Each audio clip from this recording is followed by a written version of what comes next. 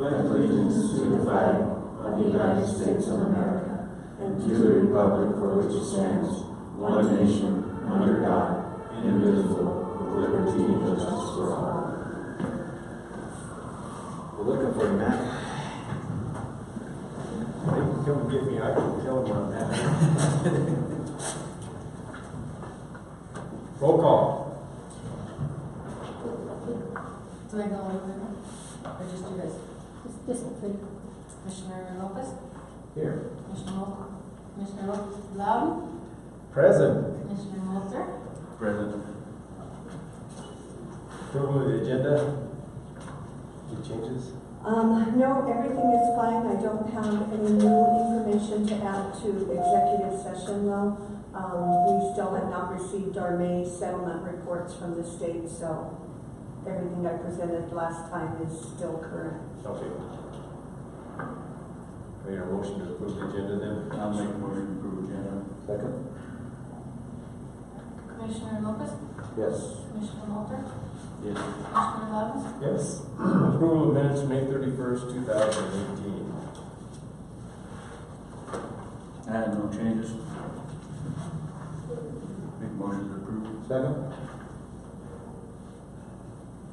Commissioner Lopez? Yes. Commissioner Walter? Yes. Commissioner Loudon? Yes. Consideration of county incentive contract for 2018 and 19. So this is the Medicaid incentive contract that we are able to draw down 100% dollars for our performance in several categories, and that includes eligibility, timeliness, and maintaining our backlog at a certain level on a certain date when they pull the reports. We get 30% credit for that, which amounts to $8,300 that we can earn. Our case maintenance performance, which also has to do with maintaining the eligibility cases, maintaining the timeliness, and maintaining the accuracy. That's worth 15% and about $4,100. Our long-term services involves our home care and our single entry point unit performance, which is another 15% at $4,100. Our eligibility staff needs to meet a certain number of hours of training each year for this amendment, and again that's 15% at $4,100. Child welfare is also involved in that now. They need to participate in the collaboration. If you notice, the collaboration is taken out this year, and that needs to involve us getting required partners together for a quarterly meeting, which we had always met very easily, and now child welfare has to participate in that area as well. So that's another 15% at $4,100. And improved member correspondence performance. If you know anybody that has gotten any correspondence through CDMS on their cases, I mean, it is so confusing sometimes that even I have a hard time understanding it, because at the top of the letter it says one thing, at the bottom it says something entirely different. So, you know, it's understandable that clients are confused, so usually they're bringing that in. So they've been working on improving the language and improving the clarity of those letters. So again, that's worth 10%, and that will be $2,700 worth. So we have the potential to earn about $27,713 for 18-19 for this amendment. Ms. Nelson has read and approved the contract for signing. This is the fourth one. We started this several years ago, and I think as we've gotten the award letters, I've presented them to the board as we get them at the end of the fiscal year. So we are almost to the end of the year, so we'll be having to submit all of our deliverables to the state by July 5th for 17-18. So hopefully we'll be as successful and earn over $20,000 again.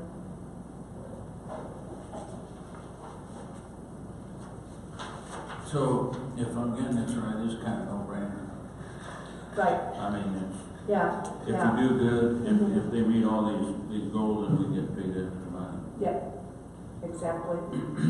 And again, it involves a few more county staff, but I mean, we've been doing this and we've been successful. It would be seemingly worth our while to do this.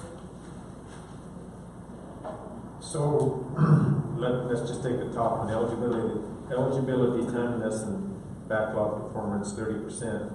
How long does it take you to do that? Well, again, it's processing the applications and meeting timeliness. So depending on what the characteristics of each case is, it's different for every single case. And everything goes through the state system, so the state is able to monitor what we're doing at certain points. When a new application comes in, we have to enter it and put it into CBMS, so they see the date that we received the application, and then they can see the progress of how we're working that case. So what is considered timeliness? How many days? We have on any expedited case, we have 7 days, and then on Medicaid applications, we have 30, and then on some of the other programs, we have up to 45 days to process the case, but we're usually far ahead of those daylines, because we understand that families who come to us, you know, are in need of the Medicaid coverage or in need of the food assistance, so we're working them as they come in. A couple weeks ago, we were having probably 100 cases to pending applications, and I mean, that was consistent. We were getting so many applications, and that was pretty much every week that I was checking in and looking to see what had come in. It was about 100. We've gotten that down to about 70 this week, that there's 70 pending applications to be worked. Is this new clients or recurring? New, and maybe some that got kicked off because they didn't return their paperwork, so their case closed, and then they have to come back in and reapply. So it's a mixture. It's a mixture, but there's a lot of new people in our lobby. We were discussing that this morning. You can't even rent a house here and find a place to live. No. Now, I know this isn't part of the general conversation, but is our fraud department, you got somebody in place there now? We have somebody doing it part-time. She's also doing some of the assigning of the work as well as the ongoing work. And she works call center, so we have a few fraud cases that are kind of backed up right now. We used to have one person just working that and Medicaid transportation. But the workload has just been so much volume that we've had to kind of pull that one person away and have her doing other things as well. So you can use more help in that department. We transferred all the Medicaid transportation because the one person who retired used to do the fraud and the Medicaid transportation. So we have moved Medicaid transportation over to the child care person, and our child care caseload has gone up as well. So, you know, she's doing child care as her priority, and then the med trans is her secondary job. You mentioned that some people don't get their stuff in on time, and you have to drop them, and then you have to start all over again.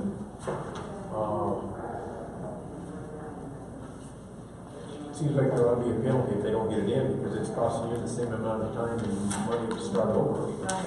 Right. Do they go to the bottom of the list, or do they? As it comes in, they just go wherever they bring it in, and whatever is before them gets worked before theirs, so.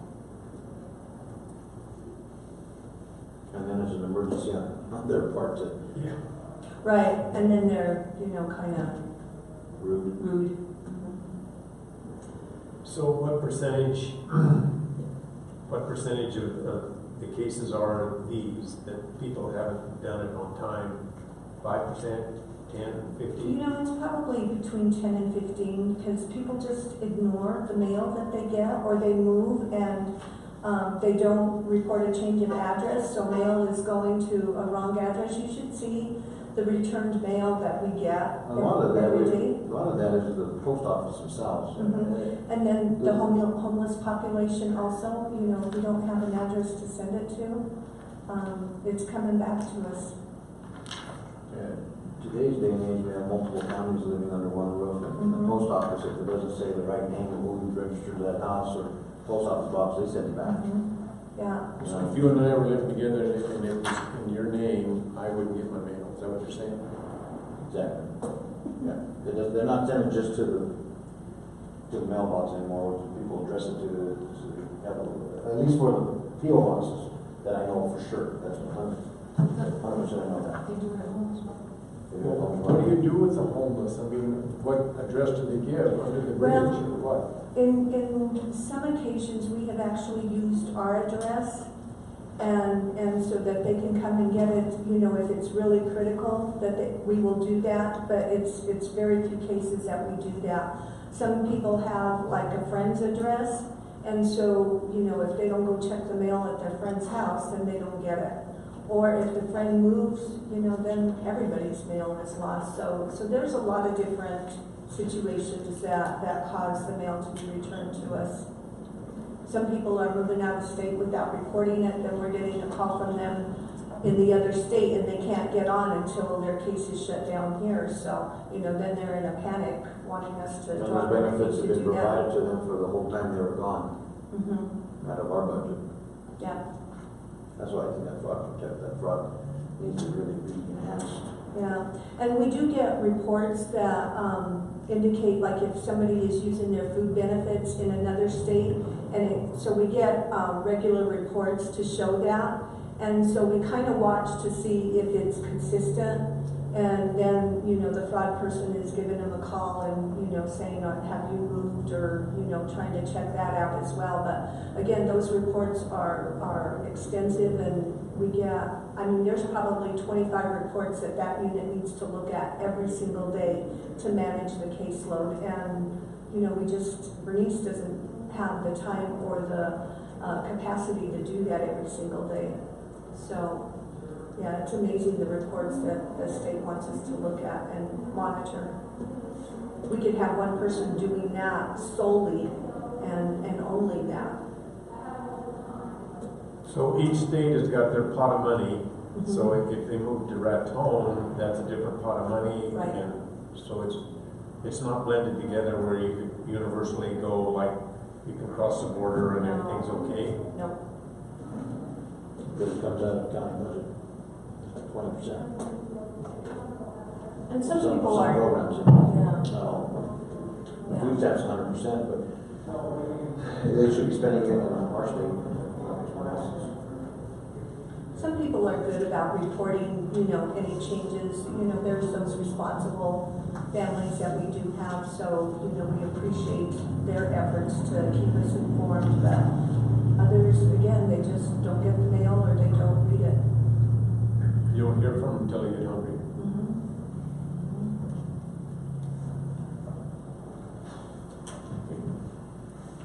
So, back to this, you're okay reviewing all of this? Yeah.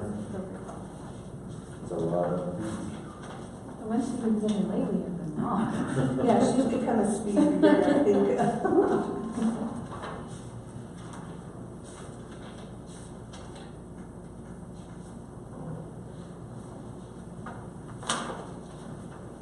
And I'll leave the original here with, actually I'll have to bring over because I need 3 copies signed. I'll bring it back to you after this meeting.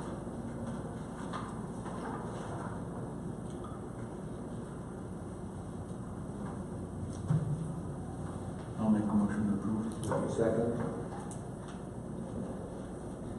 Commissioner Lopez, Yes. Commissioner Walter, Yes. Commissioner Loudon, Yes. Colorado Works TANF transfer. And I just attached the letter from the Colorado Works Allocation Committee approving the transfer of our $10,000, $200,000 to El Paso County. And along with that, $200,000, they are assuming the responsibility for the maintenance of effort amount, which will be about $3,000. So, did you get to see how this went? yes, that's what's attached to the packet.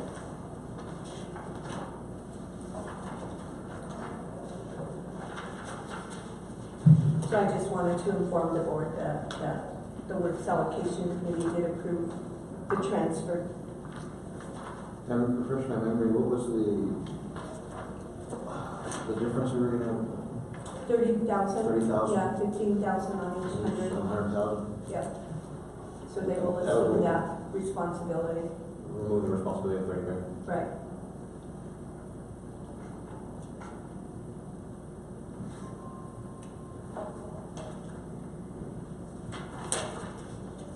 I know we've been talking about that for the past year, getting back that money so it doesn't go back to the, and it saves us. Yeah. So I'm glad that happened. Okay. It's the last page. The last page.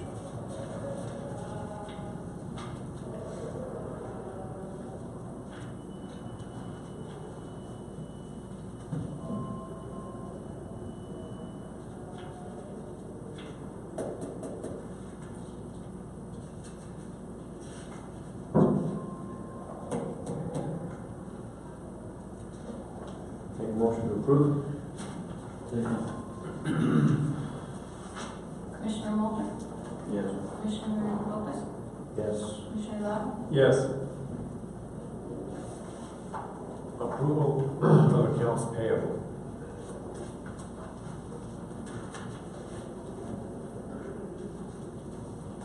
And I believe all those bills were sent over probably last week. Yeah, I think we signed. I think those are the ones that were on my office Yeah. that you reviewed. Yeah, Mm-hmm. those were. Yeah, those Yeah, I are the ones think that we've were on my already office, and now everything's at the office, yeah. Is that the one you picked up? Probably, yeah. So it's out, anything? Make a motion to approve. Second. Commissioner Mulder? Yes. Commissioner Lopez? Yes. Commissioner Love? yes.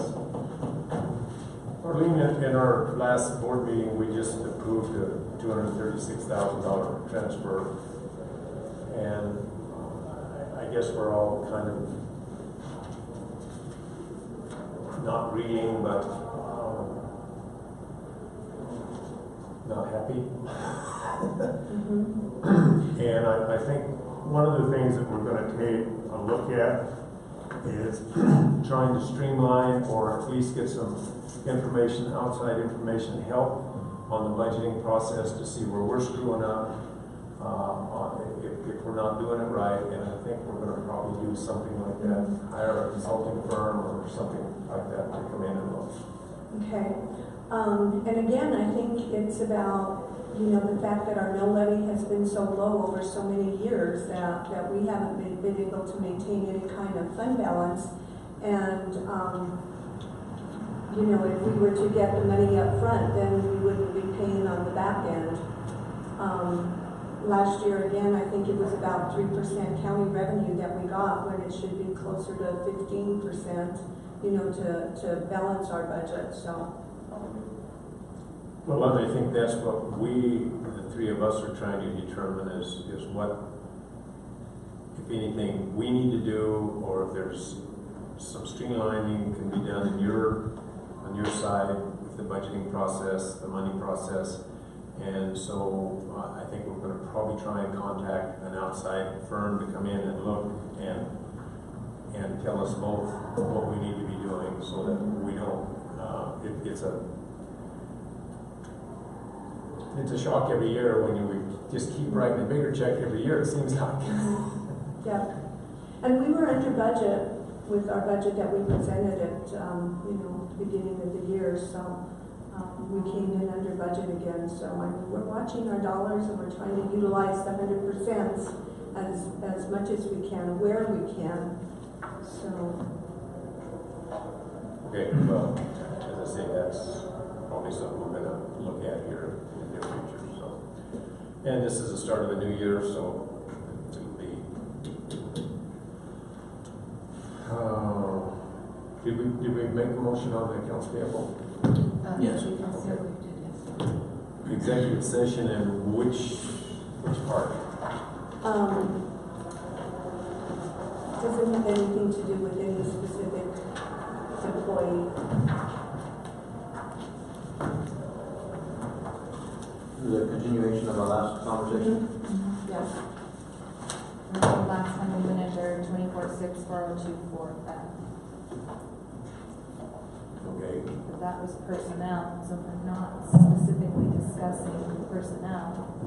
I don't think s-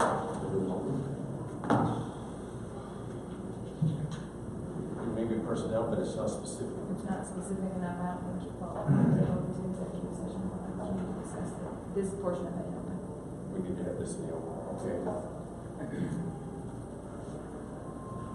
Okay, we're having, so, Okay. And again, this was just about the employee bonus or incentive in an effort to try and retain staff.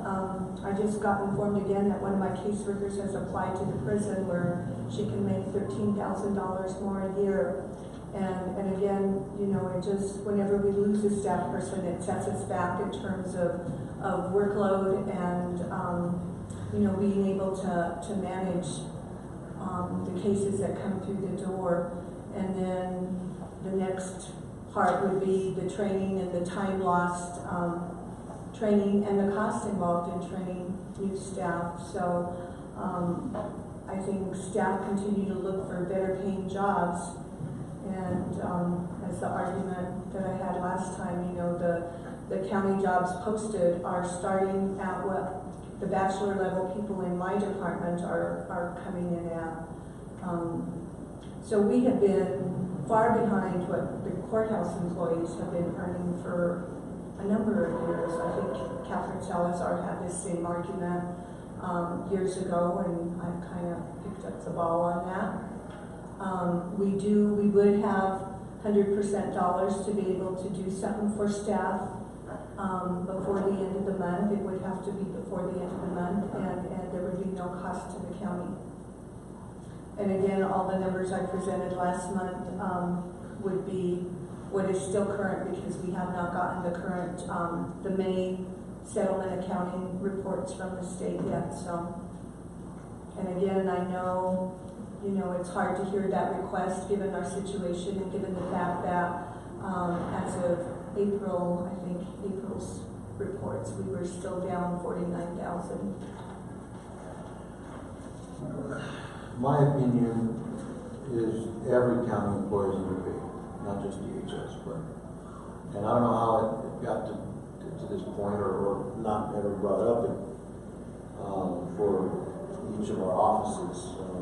That's true in all departments. We have road bridge guys making $14.50 an hour, and they can operate well. And the unions kind of gave us on that backside of that problems.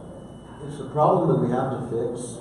I think it's going to be a long-term scenario, but I'd like to address this now that we've discussed our county having no overages in the sales tax. I believe we have to ask the voters to keep it, and if that passes, I think we can possibly start readdressing some of these issues.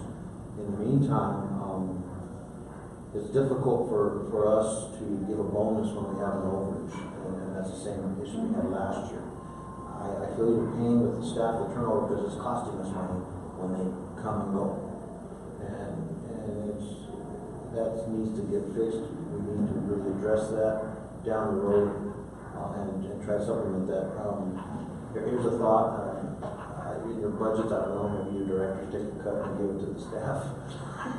I mean, it's just an idea, maybe for 6 or a year or something, but to help them. But, you know, if we can't do that as commissioners, as elected officials, we have to make a legislature to reduce our pay. And I think you guys did that a couple of years ago, and you had everybody, so, you know, the other elected officials said no to it, minus a few of you. But this issue with the staff and the pay that is low is tough to swallow, but when you think about the entire package that they get too for their insurance, I'd really like to weigh those issues on incorporating that, so I could see it better of how much each employee with their insurance, with the total packages with benefits. Yeah, and we have that. And that'd be easier for me to see, and then I can assess Mhm. what kind of increases we can do for some of these folks. But it's gonna be really difficult. And I know that money is not gonna cost the county. It would be a benefit to influx our county. They're gonna spend it here. So that's the dilemma I have right now. It's a really tough one to swallow. And on the political side of things, it's gonna be tough for Mr. Moulter, if, he makes a decision on that, either way, one way or the next. I'm here for 2.5 more years to go, no matter what, so, and Max, he's out, so, I mean. I can say no to everything. Yeah. Yeah, so, that's the dilemma I've got. I know that money could be well spent. And again, it'll go back to the state, to other counties that overspend their allocations, those $100% dollars. I think, thank you for your concern that way, but it's like, I think we're all stuck between a rock and a hard place because of that. It'll just go back to the state. We have overages, and I understand our mill levy lower. I don't even think it's half of what normal other counties are. But it's a hard decision. We have overages, but yet, I don't feel like it's the employees. I don't think it's their fault with the overages. I think it's just the budget process is wrong. So it's hard to revert money back to the state when it can stay here in our county. What were the final numbers on that? We had 2 spreadsheets, I don't have it. And So, in, 18,000 and 9 or 10,000. yeah, and that was if the county would put in, but again, I still have 100% child welfare dollars, single entry point is 100%. Some of it can be billed to food and med, and then I've got the Medicaid incentives So you could do this without costing us a dime. without costing the board a dime. And you mentioned about the benefit package. I mean, county employees have the same benefit package that we do. So for Yeah, about years, they 8,000 have a year. still 8,000 a year for insurance, 8,000. 7,800. 7,800 is what we contribute. Yeah, so for years, they've still been far ahead of our entry-level staff. Well, and I guess I look at this a bit differently in that I think this is a budget issue that needs to be addressed in November going forward, and we figure out how to get that money rather than at the end say, well, we've got some left over, let's divvy it up. And I understand it's 100% dollars, but I would much rather have this conversation in November when we're doing the budget and saying, I want to give everybody a 5% increase or whatever, but here is where we're going to save the money. This is where we're going to save the 5%, rather than saying, well, we've got this money left over. I know it's 100% dollars, but how many people over there are not going to get part of this raise that are not 100% people? There would be nobody. I can cover everybody under 100%. Is everybody working 100%? No, because, there are certain programs, but through the Medicaid incentive dollars that we've earned, I can use that to cover everybody. There's no restrictions on that money for us. So we put some back into the program. We have, certain cases we've been able to assist, case-by-case basis, but we would be able to use it. Other counties have bought furniture for everybody. Other counties have bought like jackets, like the vests, you know, with the county department insignia. Other counties have set up like public kiosks. It's been used for a number of things. This is gonna sound like a really dumb question, and it probably is, but if you can do those things, why can't you cover the $260,000? We don't have that much in For a portion 100% of it. incentives, but we could. But again, it's money staff have earned through their work efforts. I mean, I didn't realize you had that kind of discretion with the money, is that you could kind of do anything you Yeah, wanted to. and it would just be that pot of money. The other ones have to be spent specific for, you know, the programs that we earn the incentives in, because we've got some child welfare incentives. The parental fee through child support, those also have to be used for a specific purpose. Well, You know, and I don't, I've said for years that you people were underpaid over there, and I believe it. I mean, you have to have a master's, or not a master's, but a bachelor's in a lot of those jobs, and I fully understand that, but we have a pot of money here that we just, and maybe we weren't paying enough, but we just paid $260,000 to bring you even. And the thing that maybe that was, if we'd have had that excess of $250,000, maybe everybody in the county gets a raise over it. But now we have limited this group of people from getting raises because we've had to supplement that one. You see the dilemma I'm in.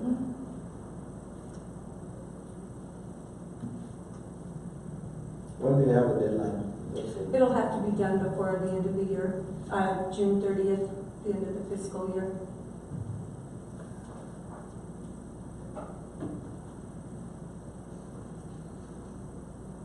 And we'll have to be running payroll. Sorry, that's all. Yeah, probably the beginning of next week, or the end of this week.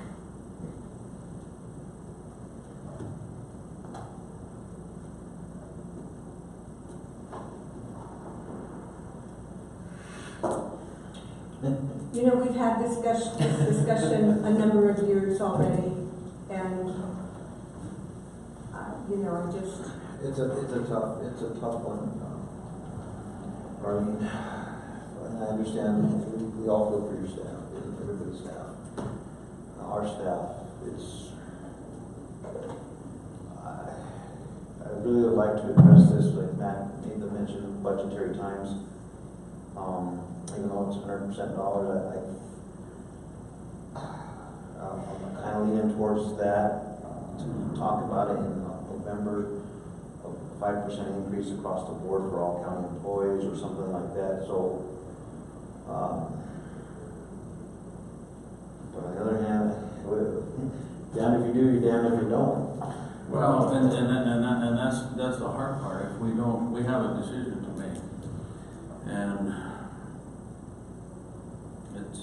the hard part is I've always been a big proponent of taking funds outside our community and bringing them here and you know, putting it into our economy. The hard part is it's 100% dollars, and that would do that. It would increase it and help our tax base. On the other hand, we've had to make up shortfalls 2 years in a row that I've been here. But Can we maybe table this and have a special meeting so we can see how you wanted to do it from where? And I know we had the little report now, you said 100% dollars, so I can see it broken down that way. Is that an option? We're running out of Sure. time. Yeah, I can just add another column to what I had presented last time. And What about this afternoon? Does that give you enough time after the work session? Could you get that? yeah, I could probably do that. We could just suspend this meeting till after the work session, and you get some information. Yeah, and it's kind of hard to show it on paper because it happens in our payroll system. And so we put in the amount, and then Debbie has to go in and put in the program areas that it will come out of, for example, single entry point, the child welfare dollars. You know, so Well, then maybe we you pull can- it out of. You can bring her with you and she can kind of break it down, what she has to do, or, I'd like to see it in writing before I make a decision on that. I know it's in the other ones, but. So it's a 5% increase in her wage, is that what you're saying? No, we're No, talking it about would- the bonus Oh, it's a bonus, structure. okay, I was gonna say, does she have to do that in every pay period? No, That's what I was no. thinking. It'd be a No. So bonus. it's just a bonus, one-time bonus, Yeah. Right. that she'd only have to do it one time on payroll, Right. okay. I was thinking, does she have to do it every payroll? No, And then I I worry about mistakes, and then. I wanna address a stuff. 5% or something, some Yeah. percentage increase in budget time Yeah, for a the entire bonus. county. Okay, so it's just a Because I feel more one-time comfortable thing. doing that, at that time. And maybe she can do like a screen print so we can kind of show you, you know, it would be different for every employee, pretty much almost every employee. But, and just one other comment, I mean, I think we have brought this up at budget time, you know, where we do our preliminary budgets. I think for a number of years, we have put in an increase and when we get to the final budget, you know. We did increase 100% in this budget, but you didn't increase them very much, though.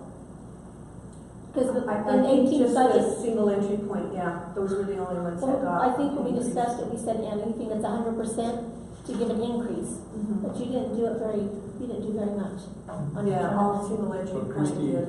and I learned something today, and I hope it's right, that we've got these discretionary funds that we can consider that part of the budget. I mean, if we can use those funds anywhere, and let's use that Well, as part of the budget. You know, and I think it needs to relate to the social service programs, but I think we can also, you know, put some towards the deficit as well. Well, I mean, I was under the impression that a lot of those funds are restricted, but if you can use them, then that becomes part of your budget. If you've got $200,000 sitting there, No, we don't have that much, or whatever. 10,000, if you got 10,000 sitting there, then we figure that into the budget, and that helps.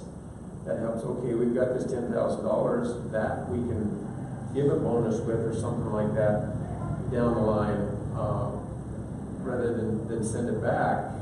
So, I mean, you really opened my eyes on this, is that we've got more revenue sources to use within your department on your employees than I thought we had.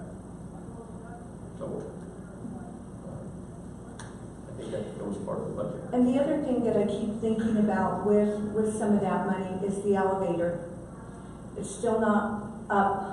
I called last week, didn't get a call back. I called yesterday, and I actually did get a call back. So apparently there was like a work planning session at Schindler, and somebody else is supposed to get back to me as to the timeline as to when it's going to come. But, you know, we're just really concerned about staff are struggling to get some of them up to the 4th floor, and clients. We're walking them all the way up to, you know, 2nd, 3rd floor. And, I mean, some days I'm feeling it, you know, getting up there. But, and so that was part of my message when I called our sales rep yesterday, you know, that somebody's gonna have a heart attack or die. Be held responsible. Mhm. If need be, in the meantime, we're more than welcome to use if you have somebody with disabilities or anything, you're welcome to come here and use or any of our offices downstairs. There's an office vacant right now, on the 1st floor in the administration office, so. Yeah, If need be, just feel free to get hold of whoever and come by, I'm sure. yeah. And some of them we can do that, some of them we need to have our computer database right here in front of us, so. But I will make that known to all the supervisors and staff. Well, I'm being a little bit facetious here, but I think we probably need to hire a permanent employee from Schindler to work there. Yeah, you know, and he brought the part that he thought was for the door panel. You know, and Bob says he overheard him cussing, and you know, Bob says, I don't think he had a clue what was wrong with it. So now it's supposedly the black cable that runs from top to bottom. And then we're still waiting on the part for the air conditioning unit as well. So we've got some offices that are colder on one side and, you know, kind of hot on the other. And Bob checked in with them last week as well, and they have a sole source that they get that part from, and they don't know what the delay is on that part either.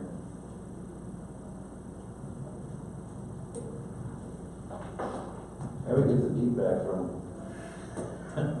other guys. Trading buildings. Yeah. The other thing is I want to do a public moving sale, probably. I may try and do it 3 days, Thursday, Friday, Saturday, because there's still a lot of stuff in the hall. We're bringing over some of the stuff that's in the apartment, those chairs and stuff that are good. We're going to go ahead and put them in. We're going to take one of those light fixtures that were like $800 each. There's like 10 of them in one of those rooms that were ordered apparently way back when. So it's those big like stadium lights. And Kim and Kenny said those were like $800 each. How many you got? There's 10 of them. They're yours. And so I asked Kim if she wanted us to try and sell them. Are they LED? I don't know. They're those big, huge lights. There's that same ones we have out there that cost a fortune to run. I think so, but. Okay. Yeah, so we'll take one box over, and do you have a price that you want me to try and get for them? Because for 10 of them, it was $8,000, so they must have been roughly $800 each.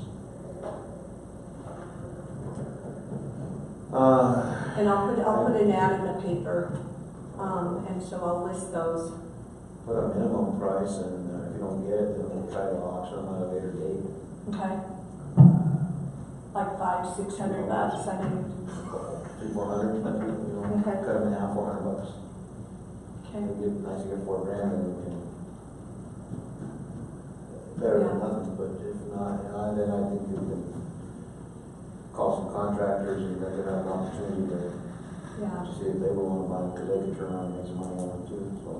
And I'll go ahead and advertise that, and maybe you can help me put it on Facebook and all kind of stuff. We're moving stuff out of the apartment that's been in there. There was stuff from economic development, the DA's office, some county stuff, so we're trying to move out. We've cleared out 2 areas, and then Ernie has a couple of guys helping him today, so we can get our stacks built and the file racks built, so we can bring our files over. So, and we're waiting for a key, because we have to call and wait for somebody to let us in there, so we're waiting for a key for the apartment. Down here. We'll see if we can find one today. Yeah. Downstairs. Who's got the key? Kenny usually has it, Oh, so. And he's gonna be on and today. he's out, yeah. So, about You don't have one, do you? I bet you he does. I'll check in where all the keys are at downstairs and see if I can. There's gotta be one eviction pizza bar in the administrator's office. Yeah, 'cause I think they went in there that time, so there's got to be one of them, those keys that they. Why don't you text Kenny and see if Gino's got a key? And I think Bob asked Gino this morning too. Oh, so maybe we yeah. don't need to. Yeah. Well, I saw them in there this morning, so somebody that. Yeah, somebody got him in, so, Okay, well, we'll look at getting you guys a yeah. permanent key insurance. And Okay, Bill- so we're gonna postpone this meeting till after the work session, or is that correct? Is that what I'm hearing? Yeah, make a motion to postpone. Okay. Do we need any more executive session? No. Second. You're gonna postpone it till after the work After the session? work session. That'll give Farley time to put some figures together. Commissioner Mulder? Commissioner Lucas? Yes. Commissioner Loudon? Yes. Make a motion to adjourn. And go back into our regular session? We're back to our regular session, DHS. Yes.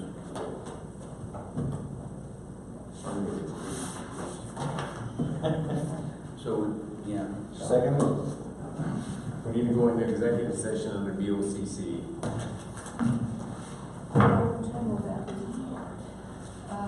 The work session is at 1:30, what do you, Commissioner Loudon? What are you thinking the work session is gonna last, how long? Oh, I would guess an hour, maybe. Okay. About 2:45. If we see it either much quicker than that or a lot longer than that. If it's gonna be a lot longer than that, I'll text you or something. Okay. So we're gonna say 2:45? So, yeah, we'll figure 2:40, 2:45? 2:45. Okay. Now, Luis made a motion to adjourn and go back to regular business. We did the motion to postpone till 2:45 for early. Now we're gonna go back into BOCC, So Luis made a motion to adjourn to DHS and we're gonna come back into BOCC. just suspend, not adjourn. To suspend. Delay. I think he misspoke. He said it, he meant suspend. So I can go ahead and put, Luis made a motion to suspend and go back into BOCC. Now, did you second? Absolutely. Okay. So Commissioner Mulder? Yes. Commissioner Lopez? Yes. Commissioner Rivera? Yes. Thank you. Okay, I'll see you this afternoon. Okay. Okay, Arlen, thank you. I make a motion to go back in the regular BOCC meeting. So moved. Thank you, gentlemen. Okay, thank you. I'm sorry, I didn't hear you. I make a motion to go back in the BOCC. Second? Thanks, Commissioner Lopez? Yes. Commissioner Mulder? Yes. Commissioner Lau? Yes. We're going into executive session. The board will be in executive session under CRS 24-6-4024B, conferring with the county attorney for purposes of receiving legal advice on specific legal questions. In CRS 24-60424F, personnel matters not involving any specific employee or requested decision to matter in open session, any member of this body or an elected official, or personnel policies that do not require the discussion of matters personal to the particular employee is the CRS 24-6-4024E, determining positions relative to matters that may be subject to negotiations, developing strategy for negotiations. Do I hear a motion? I make a motion to go to the executive session. Second? Commissioner Lopez? Yes. Commissioner Mulder? Yes. Commissioner Lau? I don't think so, and we will probably on the DHS one after the work session. Okay, so you guys are gonna be in here, and you're gonna come back up 1:30, but. If you wanna leave your stuff here, we can keep it, or if you're gonna I'm gonna leave some of it, Okay. some I wanna take with me. all right. You can put it in my office, Tom, if you want. Some of it I gotta work on.